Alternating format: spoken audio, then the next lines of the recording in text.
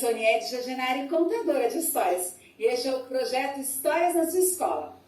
E eu quero apresentar para vocês hoje um pouco mais sobre o Cerrado brasileiro. Estão preparados? A gente vai ouvir um pouco mais de história de Nurdi de Bensusan. Cerrado, bioma torto? Isso mesmo. Você que está me ouvindo, que mora aqui no Distrito Federal, vive no Cerrado, sabia disso? E o Cerrado tem sido devastado e degradado. E todos nós temos que cuidar um pouco mais do nosso Cerrado. Por isso, eu vou contar para vocês algumas curiosidades. Quem aqui já tomou um picolé de mangaba desconfia. Quem gosta de piqui sabe. Quem já comeu baru tem certeza. Muitos frutos do Cerrado são deliciosos. Muitas outras plantas também são usadas como cosmético e remédio, como a loteria, a calunga e o barbatimão. Outras espécies podem ser usadas na recuperação do solo, nos controles de pragas e doenças e na proteção contra a erosão. Além disso, a biodiversidade serve de inspiração para muitos produtos que a tecnologia desenvolve. Quer ver um exemplo chocante? Você já parou para pensar no velcro? Sim, o velcro, aquele que cola as coisas. Não é absolutamente incrível? Gruda mesmo. Você já pensou como é que alguém teve a ideia de desenvolver o velcro? Aqui parece que nada se cria, tudo se copia. Na natureza, não é mesmo? O inventor do velcro foi um suíço chamado Jorge. Ele notou nos seus passeios pelos campos que algumas sementes ficavam grudadas em suas roupas e no pelo do seu cachorro. Ele ficou então preocupado e ele resolveu examinar como é que aquelas sementes ficavam tão bem coladas nessas superfícies. E assim, copiando o mecanismo das sementes, nasceu o velcro. O que para as plantas é uma estratégia de dispersão de sementes, virou para nós uma ótima alternativa ao zíper e botões. Acontece que com a perda da diversidade, todos nós perdemos. Sim, a destruição do cerrado diminui a biodiversidade. E isso afeta o mundo todo. Perdemos muito. E perdemos também as nascentes de água, perdemos os rios, perdemos as cachoeiras, perdemos os nossos animais, perdemos as abelhas, perdemos também a regulação do clima. Por outro lado, ganhamos falta d'água, ganhamos um clima mais quente, ganhamos mais cheias, ganhamos secas mais radicais, ganhamos mais mosquitos, ganhamos mais doenças e certamente um mundo bem mais feio. Sem bichos, sem plantas, sem florestas e sem libelos. Então não vale a pena quando a gente reclama e fala assim, o que será que está acontecendo com esse clima? Já sabe de onde vem a responsabilidade, né? A gente não pode dar pouca importância para o cerrado, a gente tem que dar muita importância. Sim, conservar, cuidar, porque o que a gente tem hoje no cerrado já não é mais suficiente para manter a sua biodiversidade, porque fora dos espaços protegidos, a destruição tem sido geral, sem regra alguma. A natureza virou terra de ninguém. E eu vou contar para vocês algumas dessas unidades de conservação, sabe? As unidades de conservação são espaços protegidos por lei, cujo objetivo maior é a conservação da natureza. E essas áreas no Brasil são divididas em dois tipos: unidades de proteção integral e unidade de uso sustentável. Entre as unidades de proteção integral estão os parques nacionais, as reservas biológicas e as estações ecológicas. E entre as de uso sustentável temos reservas extrativistas, reservas de desenvolvimento sustentável, florestas nacionais, área de proteção ambiental e reservas particulares de patrimônio natural. No Cerrado, cerca de 3% são unidades de conservação de proteção integral e mais ou menos 5% são unidades de uso sustentável. E sabe que vai fazer uma diferença enorme para o Cerrado? Vocês. Sim, vocês que estão ouvindo essa história. Vocês precisam tomar uma atitude, sim, e se tornarem também defensores do nosso cerrado. Afinal de contas, eu tenho certeza que vocês gostam de passear ali na água mineral, naquele parque nacional, que vocês gostam de olhar pela janela do carro e ver a beleza dos ipês, ou desfrutar cada florada nova das árvores que passam pelo eixão. E só vocês, sim, vocês são capazes de escrever uma nova história. E eu tenho certeza que a partir daqui, uma nova história vai ser escrita. E vale de tudo. Imaginar, fantasiar, escrever, mas sobretudo contar a história real do Cerrado brasileiro. E olha que eu tenho a alegria de chamar essa incrível escritora, pesquisadora, bióloga, Loide, para contar um pouco mais para vocês. Sou eu. Opa. Oi, olá. Olha, eu fiz aqui algumas anotações nesse livro, porque a história dele é maravilhosa. E eu vou começar perguntando assim, já que a gente tem aqui uma fonte de pesquisa, uma conhecedora do Cerrado, eu não vou perder essa oportunidade. Primeira pergunta que eu anotei aqui para fazer para vocês, olha gente, que lindo. Já tem aqui logo de cara o Lobo-Guará. Por que você diz que o Cerrado é um bioma azarado? Bom, pensa só. A gente mora num país que tem a Amazônia. A Amazônia é a floresta tropical mais exuberante do planeta. É uma coisa inacreditável, uma coisa incrível, impressionante. Floresta gigante. A gente tem também no Brasil a Mata Atlântica. A Mata Atlântica era uma floresta ela pegava todo o litoral do Brasil, todo. Agora não tem mais nada, né? Mas era uma floresta incrível. Mas sabe o que é o mais impressionante da Mata Atlântica? É que a maior parte das espécies de plantas e de animais da Mata Atlântica só existia na Mata Atlântica. Não existia mais em lugar nenhum. Então, o que acontece? Esse pouco da Mata Atlântica que sobrou, uns 10%, é muito valioso, porque ali tem espécies que, se desaparecerem da Mata Atlântica, desaparecem do mundo todo. Então, olha só, a gente está num país que tem a Amazônia, floresta mega, super exuberante, a Mata Atlântica, que é aquele lugar super valioso, porque já está super destruído e tal. A gente tem a maior planície úmida do planeta, que é o Pantanal. Aí você olha para todas essas coisas, e você também tem o Cerrado, que é uma savana, que todo mundo olha, vê um bando de capim, umas árvores tortas e pensa, cara, não dá, né? Olha, a Amazônia, quer preservar a Amazônia? Tudo bem, é uma floresta tropical, super legal. Quer preservar a Mata Atlântica? Ok, tem umas espécies importantes. Preservar o Pantanal? Sim, né? Tem aqueles bichos legais e tudo, jacaré. Agora o Cerrado, francamente. Então o que acontece? Num país que tem biomas, ou seja, ambientes e paisagens tão incríveis, a valorização do Cerrado fica em segundo, terceiro, o quarto, o quinto ou sexto plano. Não dão muita importância para o Cerrado, porque fica parecendo que os outros são muito mais importantes. E isso é uma coisa curiosa, porque isso leva a uma maior destruição do Cerrado. Porque ele pensa assim, vamos aumentar a área de produção de soja do Brasil.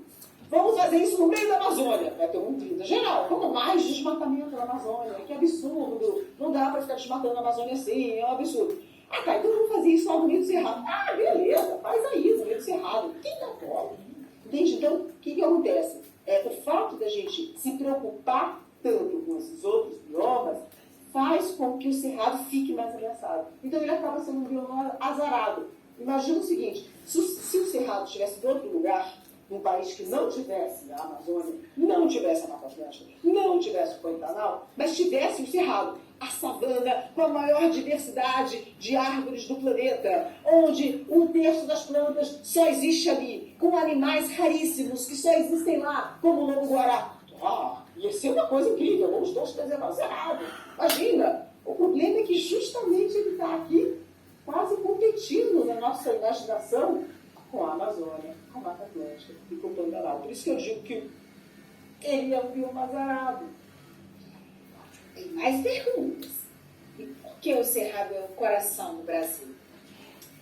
Bom, o Cerrado é o coração do Brasil por muitos motivos. Um deles é porque a água de 3 das grandes bacias que irrigam o Brasil, que são responsáveis pela água que a gente tem nesse país, elas nascem no Cerrado. Isso quer dizer que, se a gente acabar com a vegetação do Cerrado, e a vegetação, a integridade, a manutenção da vegetação, é muito importante para a gente garantir a qualidade da água e a disponibilidade de água. Ou seja, se a gente destrói toda a vegetação, a gente fica com menos água. Existe uma relação direta entre a vegetação e a água. Então, como aqui nascem, então as nascentes dessas bacias hidrográficas, ou seja, os rios, que vão para várias partes do Brasil, se a gente destrói a vegetação daqui, a gente está literalmente matando o Brasil. Então, você pensa no seguinte, o coração, como é que faz? O coração bombeia o sangue e leva o oxigênio que vai pelas nossas artérias para todos os lugares do nosso corpo, né? Assim funciona. O Cerrado, ele está fornecendo essa água quase como se fosse a coisa que mantém a gente vivo. Água, né? Essencial para a sobrevivência, né? E leva essa água para todo o país. Sem esse coração que está aqui ainda pulsando, apesar de estar tão desmatado, a gente vai ficar numa situação bem mais difícil. Mas também a gente precisa lembrar uma coisa muito interessante, que talvez faça assim, mais sentido até do coração, que é o seguinte: quando a gente pensa que como é que funciona, né? O coração bombeia o nosso sangue, né? Leva lá até o pontinho do nosso dedo, até a pontinha do nosso pé. Mas depois o que acontece? Esse sangue volta, né? Ele volta pela veia, ele vai pela artéria, volta pela veia, e aí ele recebe oxigênio de novo, e vai de novo pela artéria, e volta pela veia. Isso acontece também aí nesse caso. O Cerrado, ele vai bombeando essa água por aí. Mas essa água tem que voltar de algum lugar. Como é que ela volta? Como é que a chuva chove de volta do Cerrado? Ela chove de volta do Cerrado por meio dos rios voadores. Os rios voadores são correntes de ar que estão cheias de vapor d'água. Essa chuva que chove aqui no Cerrado depende da vegetação da Amazônia. Como é que isso funciona? O Atlântico, mar, oceano Atlântico, vai evaporando água. O que acontece com essa água? Ela vira vapor d'água na atmosfera. Aí tem uma corrente, tipo um vento, vai ventando essa corrente cheia de água por cima da Amazônia. Mas o que acontece? A Amazônia está cheia de planta lá. Então ela vai aumentando a quantidade de vapor d'água, as árvores vão liberando mais água para essa atmosfera. Então essa corrente, como se fosse um rio mesmo voador, cheio de água. Quando ele vai passando em cima da floresta, ele vai ganhando mais água, mais água, mais água, mais água, mais água, mais água, mais água, mais água. E ele vai ficando cheio de água, cheio de água. Aí ele bate lá nos Andes. Quando ele bate nos Andes, uma parte chove. Bateu lá, chove. E aí o que acontece? Chove e alimenta as cabeceiras dos rios da Amazônia. Então as cabeceiras do rio da Amazônia ganham essa água que tinha vindo do Atlântico, tinha vindo da floresta e chove de novo lá. Mas uma parte faz uma curva.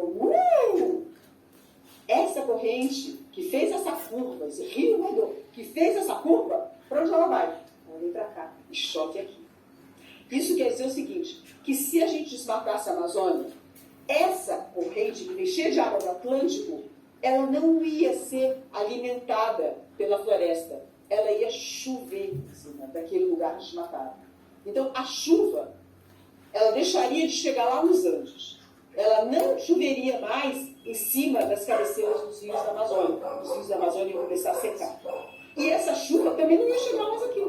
Então, esse rio voador funciona como se fosse uma veia. Se a gente joga água para essas bacias do país todo, como se fosse umas artérias, os rios voadores devolvem essa água como se fosse o sangue sendo devolvido pelas veias. Mas se a gente desmata, tudo, o processo todo colapsa. E aí a gente não tem mais nem água, nem vegetação, nem nada. Quer dizer, é esse ciclo, esse processo que precisa acontecer. Tanto a gente não desmatando para os rios fluírem e alimentarem essas bacias, quanto para esses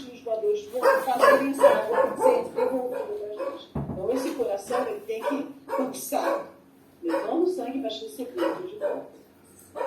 Agora a gente já sabe todo o coração do cerrado, mas quais são as diversas caras do cerrado? É a minha outra pergunta. Já tá bem Terceira. brincadeira, hein? Fala assim. Mas é porque eu li muita coisa mais. Eu li o livro, mas e quem não leu? Que vai ficar todo cheio de curiosidade. Alguma dessas pessoas tem livro, né? Então, essa pergunta é muito interessante, porque o cerrado, ele assim, a gente fala assim, cerrado. Mas o cerrado é muitas paisagens diferentes, né? Então, o cerrado, dentro do cerrado, tem floresta também. Floresta é floresta mesmo. Que se uma pessoa desavisada, de repente, olhar no meio daquela floresta e falar assim, gente, estou na Amazônia? Gente, estou na Mata Atlântica? Não, mas o cerrado tem floresta também. O cerrado tem 11 tipos de paisagens diferentes. Tem floresta, tem o que a gente chama de cerradão. O que é o cerradão? É uma quase floresta. Ela tem mais espécies que parecem com a savana, mas tem mais espécies da floresta também. Como se fosse assim, uma combinação entre o cerrado, como a gente imagina, que é aquela coisa de mais capim e algumas árvores, e a floresta. Então tem como se fosse uma transição.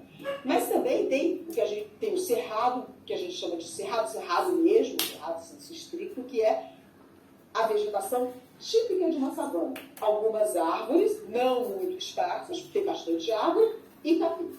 Tá? Agora tem umas paisagens que são com menos árvores. E tem umas paisagens com nenhuma árvore, que é o que a gente chama de campo limpo. Então, tem campo limpo, que não tem quase nenhuma árvore. Tem campo sujo, tem algumas árvorezinhas. Aí tem aquele cerrado, que tem uma combinação quase meio a meio de árvores e capins. Aí tem uma coisa que já está mais pertinho da floresta, que é o cerradão. E tem as matas ciliares, as matas de areia, que são as florestas do cerrado. Mas fora isso, ainda tem outras paisagens. O cerrado tem veredas, o cerrado tem outros tipos de campos, rupestres, tem a ver com a vegetação, com um solo mais rochoso.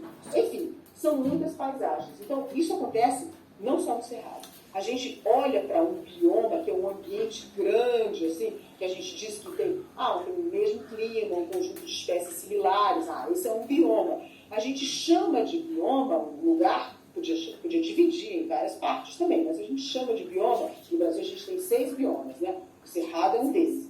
Mas o que a gente chama de bioma, na verdade, são várias paisagens. A Amazônia também é assim, a gente chama de bioma amazônico. Mas se você for lá, você vai ver que tem uns lugares que a mata é terra firme, é chão, outras é no meio da várzea, tem água. Outros são campos no meio da Amazônia, que parecem até um cerrado, mas são no meio da Amazônia. Então tem muitas paisagens.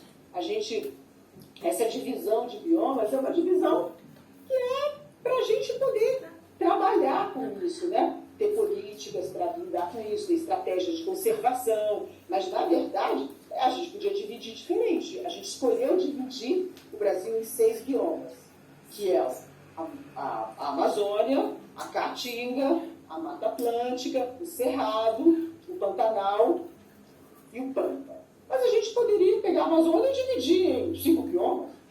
Essa divisão é uma divisão que a gente escolheu, é uma escolha, né? Claro que ela tem características biológicas que justificam ela, mas é uma escolha. Eu vou ler uma parte do livro que eu gostei muito que está aqui então, que é o Cerrado e Savana. É campo, é floresta, é sertão, é vereda e é muito mais. Todas essas paisagens fazem parte do Cerrado. E o Cerrado é tudo isso junto e misturado. O Cerrado também mistura uma flora impressionante. Cerca de 12.000 espécies vegetais, com uma fauna que reúne bichos simpáticos, como o tamanduá-bandeira e o tatu-canastra, exuberantes como o lobo-guará e a onça-pintada, e muitos outros, totalizando 2,5 mil espécies de animais vertebrados. Isso para não falar dos invertebrados. Imagine quantos besouros existem no Cerrado. E tem mais uma porção de coisas aqui, porque o Cerrado é Cerrado, os bichos e plantas do Cerrado. Gente, esse livro é a Bíblia do Cerrado. Pode-se dizer assim, que ele é muito legal. Mas a gente tem uma preciosidade aqui no Distrito Federal, que eu tenho certeza que os nossos alunos que estão ouvindo isso gostam muito, porque todo mundo que mora aqui, eu queria que você contasse, que é um tesouro do Cerrado, que é o Parque Nacional da Água Mineral. Então, Para a água mineral, que tem aquelas piscinas incríveis, não sabem que a água mineral é um parque nacional. E o que é ser um parque nacional, né? O que quer dizer ser um parque nacional? A gente tem no Brasil uma lei que diz que existe áreas que a gente precisa conservar para que a natureza não seja destruída. Agora vocês param e pensam, né? Se nós humanos, a gente precisa proteger a natureza de nós mesmos, a gente deve estar fazendo alguma coisa bem errada, né? Bem errada. Mas o quê? Então a gente, né? Já que a gente está fazendo uma coisa bem errada, e a gente precisa de fato proteger a natureza de nós mesmos, a gente tem algumas áreas protegidas. Algumas dessas áreas são abertas para as pessoas visitarem e geralmente tem alguma atração bem legal. Então, no caso da água mineral, Parque Nacional de Brasília, a coisa bem legal são as piscinas de águas naturais. Então, o que acontece? Essas piscinas de água corrente, né? A água chega e vai embora. E é muito agradável, muito legal. Mas o mais importante é o seguinte, é que essa área de visitação do parque, ela é bem pequenininha se você compara com o parque todo. O parque é muito grande, ele tem mais de 40 mil hectares. Ele é a maior ilha de cerrado que tem dentro do Distrito Federal. E isso é importante porque as paisagens do cerrado são muito diferentes. Então, o cerrado que tem aqui no Distrito Federal é diferente do cerrado que tem lá em Minas Gerais, é diferente do cerrado que tem em Goiás, é diferente do cerrado que tem na Bahia, é diferente do cerrado que tem em São Paulo. Então, o que acontece? Conservar esse cerrado do Distrito Federal também é muito importante. Bom, então ali tem essa área de visitação, que é uma parcela pequena do parque, e tem um monte de outros cerrados preservados dentro do parque. Mas tem mais, tem muito mais.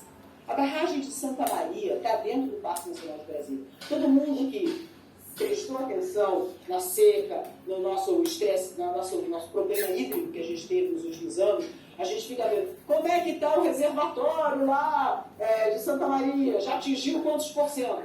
Esse reservatório está dentro do Parque Nacional de Brasília.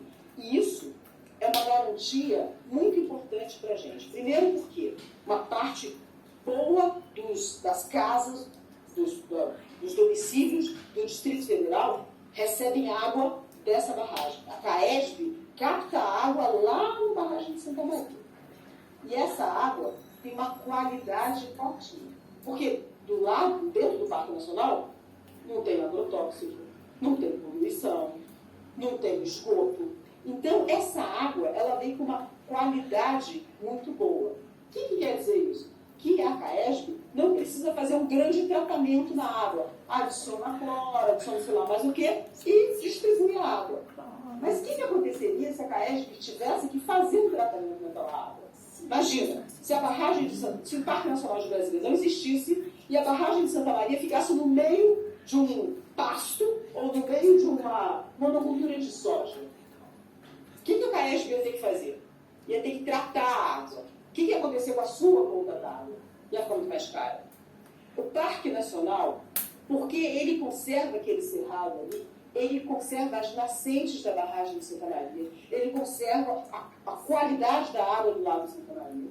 E faz com que a gente não tenha que tratar tanto a água que chega, que vem da barragem de Santa Maria nas nossas casas. Isso é fundamental, porque a gente não conecta a nossa conta d'água com o Parque Nacional de Brasília, mas tem uma conexão super próxima. Se a gente não conserva os lugares onde a CAESB capta água, a CAESB vai ter que tratar muito mais essa água. E se ela tiver que tratar mais essa água, a conta d'água vai ficar mais cara. Fica a dica, hein? Vamos todo mundo cuidar do cerrado. Adorei, estou um prazer.